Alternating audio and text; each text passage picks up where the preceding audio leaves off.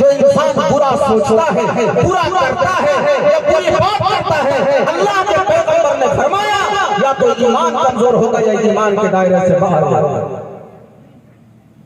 الدین والنصیحہ، جہاں دین ہے وہاں خیرائی ہے، بھلائی ہے، جہاں بھلائی ہے وہاں دین ہے۔ یہ جناب نبی پاک صلی اللہ علیہ وسلم کے ارشاد گرامی ہے۔ میں نے کسی بزرگ سے یہ واقعہ سنا کہ ایک پہلوان ہوا کرتا تھا جس کا نام رکانہ تھا۔ رکانہ کہا کہ اے نبی، اے محمد، اگر آپ نے مجھے پہلوانی میں شکست دے دیا تو میں آپ پر ایمان لے آؤں گا۔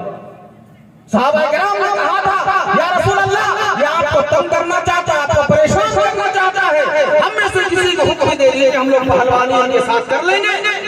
اللہ کے نبی نے فرمایا کہ یہ مجھ سے پہلوانی کرنا چاہتا ہے۔ یہ تمام لوگ جانتے ہیں کہ اللہ کے نبی رحمت للعالمین ہیں، وہ پہلوانی کرنے کے لیے نہیں آئے تھے بلکہ انسانیت کو جہنم سے نکال کر جنت تک پہنچانے کے لیے آئے تھے۔ لیکن اللہ کے نبی کو یہ امید ہوئی کہ اگر یہ ایمان لے آتا ہے تو جہنم کی آگ سے بچ جائے گا۔ اللہ کے نبی نے پہلوانی کے لیے پہلوانی کے لیے تیار ہوا۔ رکانہ پہلوان ناقابل شکست، اللہ کے نبی جو کبھی اس فن کو آزمایا نہیں، اللہ کے نبی نے پہلوانی کی اور آن کے آن میں پل جھٹکنے کے برابر میں اتنی مشہور ہے زمانہ انٹرنیشنل پہلوان کو جو کبھی شکست نہیں کھایا اس کو چت کر دیا۔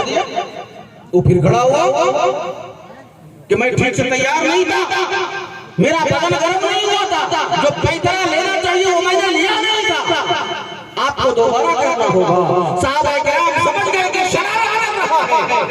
اللہ کے نبی دوبارہ تیار ہوئے، دوبارہ کر دیے، تیسری مرتبہ بھی چت کر دیا۔ اس کو بعد میں لوگوں نے کہا کہ رکانہ جب ایمان لے آئے تو لوگوں نے پوچھا کہ رکانہ تم تو پہلی مرتبہ ہار گئے، دوسری مرتبہ ہار گئے، پہلی مرتبہ ہارنے کے بعد دوسری مرتبہ ہارنے کے بعد تیسری مرتبہ رسول اللہ کو کیوں تکلیف دیا تھا؟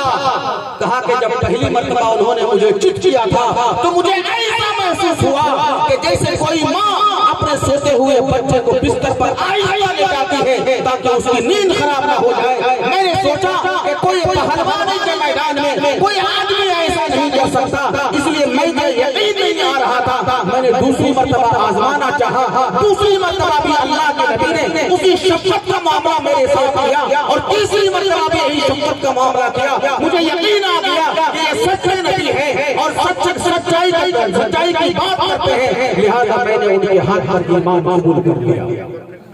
الدین والنصیحہ، دین خیر خواہی کا نام، خیر خواہی کے ذریعے سے اللہ کے نبی جناب محمد رسول اللہ صلی اللہ علیہ وسلم نے اس دین کی اشاعت۔ آج ہمارا حال